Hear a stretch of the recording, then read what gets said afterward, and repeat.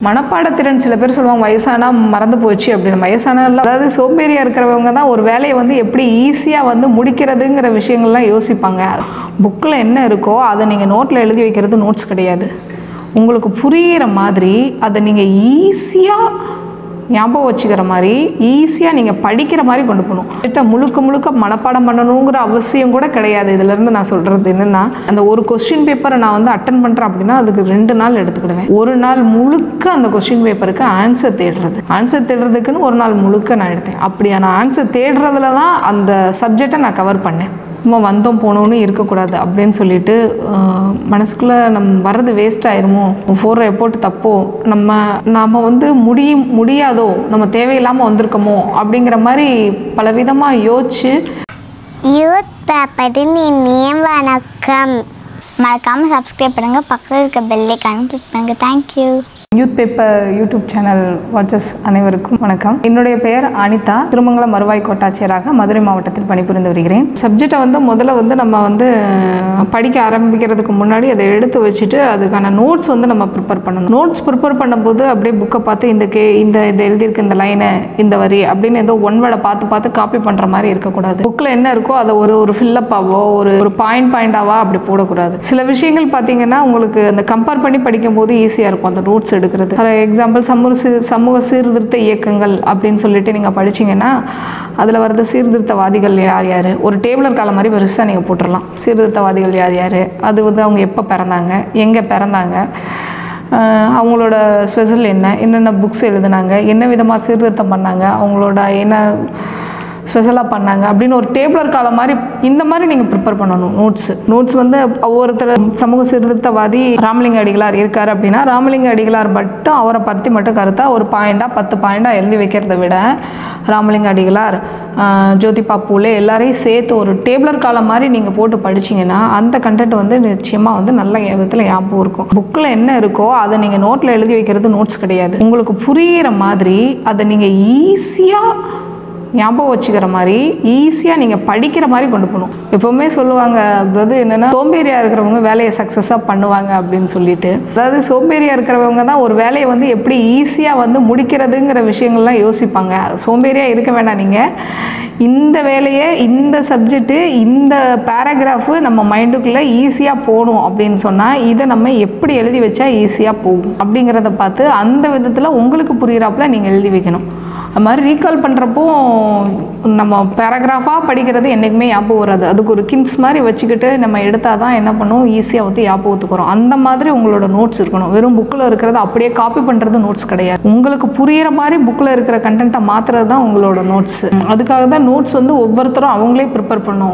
ஒவ்வொருத்தரும் இப்போ நான் ப்ரிப்பேர் பண்ண நோட்ஸை கேட்காங்க அப்படின்னு சொன்னால் நான் வந்து எனக்கு எப்படி புரியுதோ அப்படி வந்து நான் நோட்ஸ் எடுத்து வச்சுருப்பேன். அந்த நோட்ஸை பார்க்கும்போது எனக்கு புரியும். அதில் நான் ஒரு கீவேர்ட்ஸ்லாம் வச்சுருப்பேன்.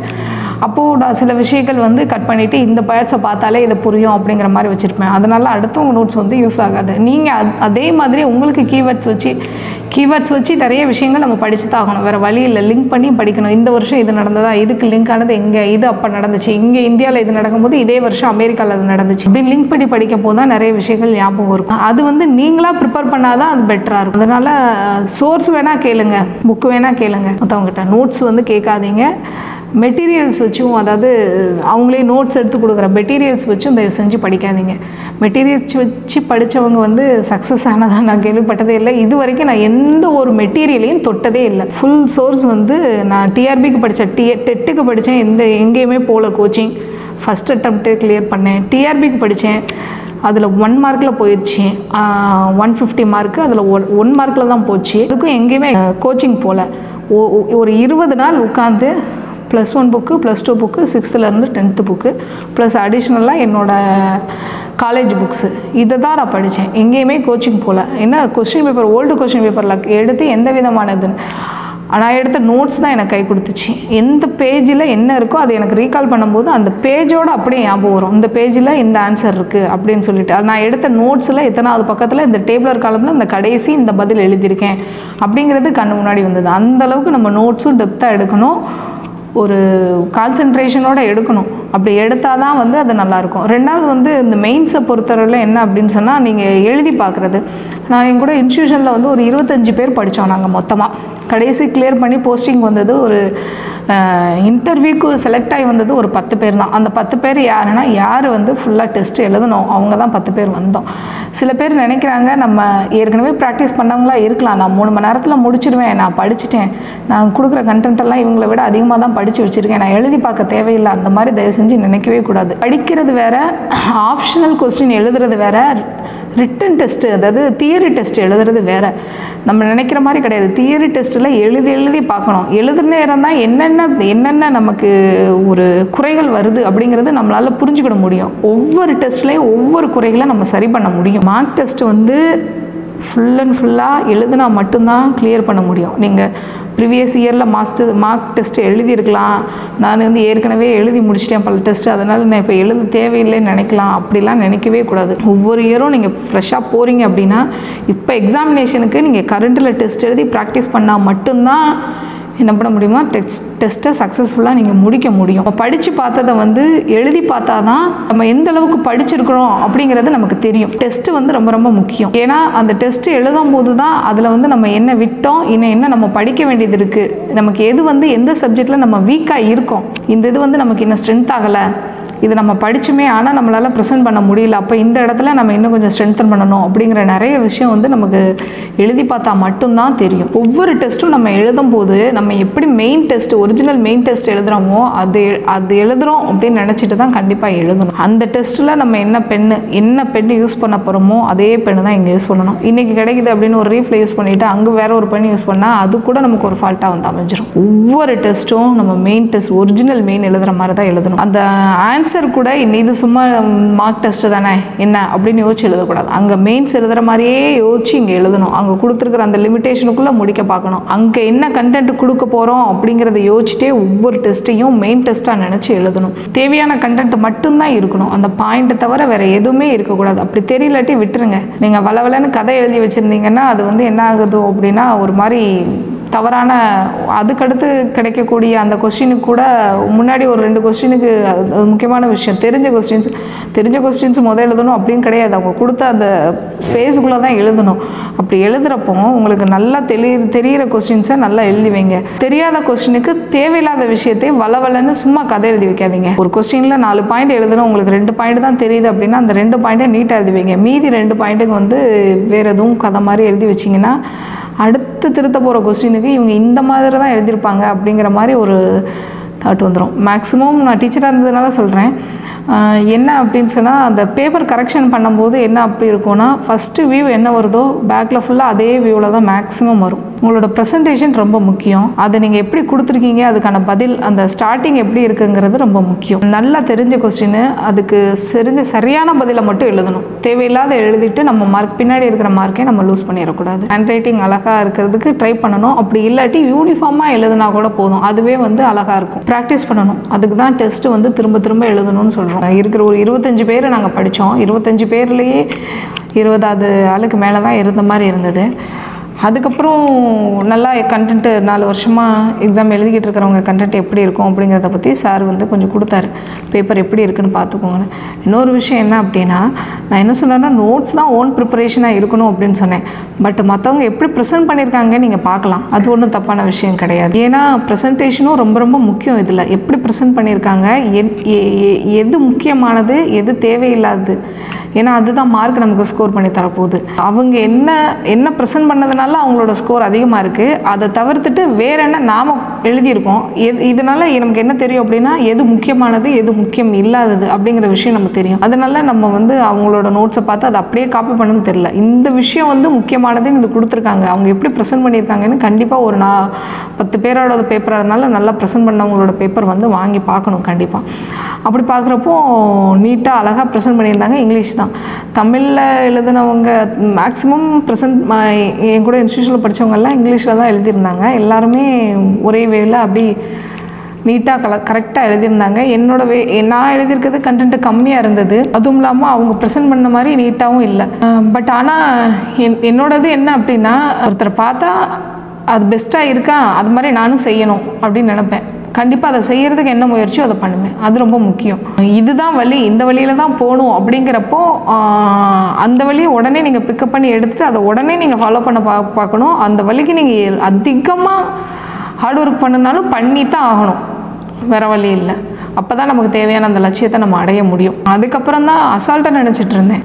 போகிறோம், படிக்கிறோம், ஒரு கிட்டத்தட்ட ஒரு 1 வீக் 2 வீக்ஸ் அப்படி தான் போயிட்டு இருந்தது. அதுக்கப்புறம் தான் எனக்கு ஒரு பயமும் வந்துருச்சு. நம்ம வந்து பாஸ் பண்ணியிருக்கோம், நம்ம படிக்கிறோம், நிறைய பேருக்கு தெரியுது. நம்ம சும்மா வந்து ஏனோ தானோன்னு படிச்சுட்டு போகக்கூடாது, உண்மையிலே நம்ம முழு முயற்சியை கொடுத்து படிக்கணும், சும்மா வந்தோம் போனோன்னு இருக்கக்கூடாது அப்படின்னு சொல்லிட்டு மனசுக்குள்ளே நம்ம வர்றது வேஸ்ட் ஆயிருமோ, போடுற எஃபோர்ட் தப்போ, நாம் வந்து முடியாதோ, நம்ம தேவையில்லாமல் வந்திருக்கோமோ அப்படிங்கிற மாதிரி பலவிதமாக யோசித்தேன். இருந்தாலுமே கண்டிப்பாக எப்படி கொடுக்கணும் அப்படிங்கிறத நான் பார்த்துட்டேன். அது மாதிரி நான் கொடுப்பேன். அடுத்த வாட்டி அந்த லிஸ்ட்டு ஒட்டுவாங்க. ஃபஸ்ட்டு 10 பேர் தான் அந்த நேம் போர்டில் வரும். அந்த போர்டில் என் பேர் வர்ற மாதிரி நான் வந்து படிக்கணும் அப்படின்னு சொல்லிட்டு அடுத்து 25 பேர் தான் படித்தோம் அதுக்குள்ளே இந்த போட்டி. அது மாதிரி சில பேர் வந்து சில சோர்ஸ் வந்து இதில் நல்லாயிருக்கு அப்படின்னு சொல்லுவாங்க. அதுக்கு தான் குரூப் டிஸ்கஷன் பண்ணணும், எல்லார்கிட்டையும் பேசணும். ஒரு சில சோர்ஸ் அது நல்லா இருக்குது அப்படின்னு சொன்னால் அந்த சோர்ஸை நம்ம எடுத்துக்கலாம். அப்படி படிக்கிறப்போ அடுத்து கொஞ்சம் கொஞ்சமாக அப்படி என்னோடய பேட்டர்னை மாற்ற ஆரம்பிச்சேன், கண்டென்ட்டாக எழுத ஆரம்பித்தேன். அதுக்காக கண்டென்ட்டை எழுதணுன்னா நமக்கு நிறைய விஷயம் தெரிஞ்சிருக்கணும். தெரிஞ்சால் தான் அந்த கொஸ்டினுக்கு தேவையான அந்த 10 பாயிண்ட்டையே நம்ம வெறும் கருத்து செறிவாக கொடுக்க முடியும். அப்படிங்கிறதுக்காக நிறைய விஷயங்கள் தேட ஆரம்பித்தேன். அந்த ஒரு கொஸ்டின் பேப்பரை நான் வந்து அட்டன் பண்ணுறேன் அப்படின்னா அதுக்கு 2 நாள் எடுத்துக்கிட்டேன். ஒரு நாள் முழுக்க அந்த கொஸ்டின் பேப்பருக்கு ஆன்சர் தேடுறதுக்குன்னு ஒரு நாள் முழுக்க நான் எடுத்தேன். அப்படியான ஆன்சர் தேடுறதுல தான் அந்த சப்ஜெக்டை நான் கவர் பண்ணேன். அதை நான் ரீட் பண்ணேன், அவ்வளோதான். ரீட் பண்ணேன், அது என்ன கேள்வியோ அதுக்குள்ள பதிலை தான் மனப்பாடம் பண்ணி எழுதினேன். ஆனால் அந்த ரீட் பண்ணதுலேயே எனக்கு அவ்வளோ நாலேஜ் வந்து கெயின் ஆயிடும். அது ரொம்ப ரொம்ப முக்கியமான விஷயம். சப்ஜெக்டை முழுக்க மனப்பாடம் பண்ணணுங்கிற அவசியம் கூட கிடையாது. இதிலேருந்து நான் சொல்கிறது என்னென்னா, சிலபஸ் என்ன, அந்த சிலபஸுக்குள்ள சப்ஜெக்ட் என்ன, அந்த சப்ஜெக்ட்டுக்கு வரக்கூடிய அந்த கீழே வரக்கூடிய டாபிக்ஸில் இருக்கக்கூடிய எல்லா கண்டென்ட்டையும் மொத்தமாக நீங்கள் மனப்பாடம் பண்ணணும்னு அவசியம் கிடையாது. 4 தடவை ரீட் பண்ணாலே போதும். மெயின்ஸை பொறுத்தவரையில் இந்த கேள்வி தான் வரும், இதுதான் வரும் அப்படிங்கிறது கிடையாது. நிறைய விஷயங்கள் ஆனால் நிற்கணும் நமக்கு மனசுக்குள்ள. ஒரு தடவை நம்ம வந்து எந்த ஒரு இதையும் ரீட் பண்ணால் வந்து நிற்காது. ஒரு விஷயம் எழுதணும் அப்படின்னு சொன்னால் அது சம்மந்தப்பட்ட நிறைய கருத்துக்கள் வந்து நம்ம மைண்டில் இருக்கணும். இருந்தால் தான் நம்ம ப்ரெசென்ட் பண்ண முடியும். ஒரு டெஸ்ட் எழுதுனேன் அப்படின்னா ஒரு நாள் ஃபுல்லாக ப்ரிப்ரேஷன், அந்த டெஸ்ட்டுக்கு அந்த ஆன்சர் ப்ரிப்ரேஷன் அடுத்த நாள் ஃபுல்லாக தான் படிச்சுட்டு போய் அந்த டெஸ்ட் எழுதுவேன். நான் ப்ரிப்பேர் பண்ணதுலேயுமே அதுதான். 10 பாயிண்ட் எழுதணும்னா 20 பாயிண்ட் ப்ரிப்பேர் பண்ணி வச்சுருந்துருப்பேன். அப்போ தான் என்னால் அந்த 10 பாயிண்ட் போய் ப்ரெசென்ட் பண்ண முடியும். அந்த விஷயம் ஒவ்வொரு டெஸ்ட்டுக்குமே தனியாக நான் போட்ட நோட்ஸ் வந்து என்னென்னா, ஒவ்வொரு டெஸ்ட்டுக்கு அந்த கொஸ்டின் பேப்பருக்கு நான் நோட்ஸ் ப்ரிப்பேர் பண்ணேன். அந்த நோட்ஸ் எல்லாம் தனியாக ஒரு நோட்டு போட்டு எழுதி வைப்பேன். அதுலேருந்து குறித்து வைக்கிறதெல்லாம் இல்லை. என்ன அந்த கேள்விக்கு என்ன பதிலோ அந்த பதிலை நான் என்னவோ அந்த 20 பாயிண்ட்டை நான் அப்படியே எப்படி ஆன்சர் எழுத போகிறேனோ அதே மெத்தடில் எழுதி வச்சுருந்தேன். எழுதி வச்சு அதை தான் நான் போய் அந்த டெஸ்ட்டில் ப்ரெசென்ட் பண்ணேன். மேக்ஸை பொறுத்தவரை கிளாஸஸ் கவனிக்கிறப்போ ஈஸியாக புரியும். மேக்ஸ் ரொம்ப ஈஸி தான். சயின்ஸும் அப்படி தான் புரிஞ்சு, அதாவது மேக்ஸு சயின்ஸு 2 பொறுத்தவரையிலையும் நம்ம புரிஞ்சாலே கண்டென்ட் வந்து வேகமாக எழுதிடலாம். ஹிஸ்ட்ரியும் அதர் சப்ஜெக்ட் எக்கனாமிக்ஸ் இதெல்லாம் என்னென்னா அப்படின்னா, எக்கனாமிக்ஸும் ஓரளவு புரிஞ்சால் போதும். தமிழ் இதெல்லாம் என்னென்னா கண்டிப்பாக வந்து புரிதலும் இருக்கணும், மனப்பாடத்திறனும் அதிகமாக இருக்கணும். மனப்பாடத்திறன் சில பேர் சொல்லுவாங்க வயசானால் மறந்து போச்சு அப்படின்னு. வயசானால வயசு குறைஞ்சாலுமே ஒரு தடவை படித்தா கண்டிப்பாக மறந்து தான் போகும். நான் சொன்ன மாதிரி இன்றைக்கி ஹிஸ்ட்ரியில் இன்றைக்கி ஒரு ஈவெண்ட் இந்த வருஷம் இது ஞாபகம் இருக்குன்னா விருப்பத்தோடு படிக்கிறதும் உண்டு ஒரு விஷயம். 2வது வந்து என்னென்னா ரிப்பீட்டடாக நம்ம படித்தே ஆகணும். மீன்ஸ் தமிழில் தான் எழுதணும். தமிழ் மீடியம் ப்ரிலிம்ஸும் தமிழில் எழுதுனதுனால தான் அந்த கோட்டாவில் தான் கிளியர் பண்ணி மெயின்ஸுக்கு வந்தேன். மெயின்ஸும் தமிழில் தான் எழுதணும் அப்படிங்கிற முடிவில் வந்து உள்ளே வந்து இருக்கேன். கிடைக்கிற மெட்டீரியல்ஸ் எல்லாம் இங்கிலீஷில் இருக்கிறது பெஸ்ட்டாக இருக்கும் அப்படிங்காங்க. தமிழில் அதுக்கு ஈக்குவலான மெட்டீரியல்ஸ் கிடைக்காதுங்கிற சுச்சுவேஷனும் இருக்குது. பட் அந்த கிடைக்கிறதுலேருந்து நமக்கு தமிழில் அதை எப்படி நமக்கு தேவைப்படுமோ அந்தளவுக்கு ட்ரான்ஸ்லேட் பண்ணி எடுத்துக்கலாம். அந்தளவுக்கு நம்மக்கிட்ட கெப்பாசிட்டி இருக்கும், எடுத்துக்கலாம். அந்த மெட்டீரியல்லேருந்து நமக்கு தேவையான கண்டென்ட்டை எடுத்துக்கலாம். 2வது விஷயம் என்னென்னா, இங்கிலீஷில் எழுதும்போது இன்னும் கொஞ்சம் ஸ்பீடு அதிகமாக இருக்குன்னு ஒரு விஷயம் சொல்லுவாங்க. தமிழில் எழுதுறதை விட இங்கிலீஷில் ஜாயின் லெட்டர் தமிழில் தனித்தனி எழுதுவோம். பட் நம்ம ரிப்பீட்டடாக எழுதி ப்ராக்டிஸ் பண்ணால் அந்த ஸ்பீடுமே வந்துடும். பட் அதில் இங்கிலீஷில் எழுதும்போது நிறைய விஷயங்கள் நமக்கு கண்டென்ட் கிடைக்கும். இங்கே வந்து நமக்கு சோர்ஸ் அதிகமாக இல்லாதனால கிடைக்காது அப்படின்னு சொல்லுவாங்க. ஆனால் பட் அது கிடையாது.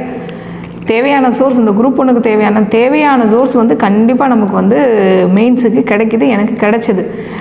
அப்படி கிடைக்காத ஏதாவது இங்கிலீஷில் கிடைச்சாலும் அதை டிரான்ஸ்லேட் பண்ணி நம்ம எடுத்து வச்சுக்கணும். அதுதான் நம்மளோட பொறுப்பு. சில சோர்ஸ் வந்து இங்கிலீஷில் தான் கிடைக்கும் அப்படிங்கிறப்போ அது நமக்கு என்ன தேவையோ அதை வந்து இதில் தமிழில் வந்து டிரான்ஸ்லேட் பண்ணி நம்ம வந்து நோட் பண்ணி வச்சுக்கணும்.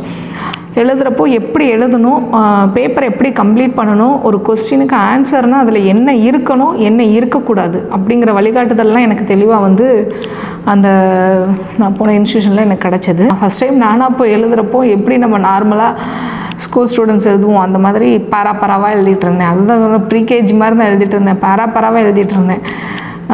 பதிலெல்லாம் வந்தார்கள் போனார்கள் அப்படின்லாம். இது அப்படி எழுதுகிறப்போ இங்கே எப்படின்னா ஒன்லி கின்ஸு நோட்ஸ் என்ன எடுக்கிறோமோ அது மாதிரி தான். ஷார்ட் நோட் எடுப்போம்ல அது மாதிரி தான் ஆன்சர். உங்கள் ஆன்சர் இருக்கணும்.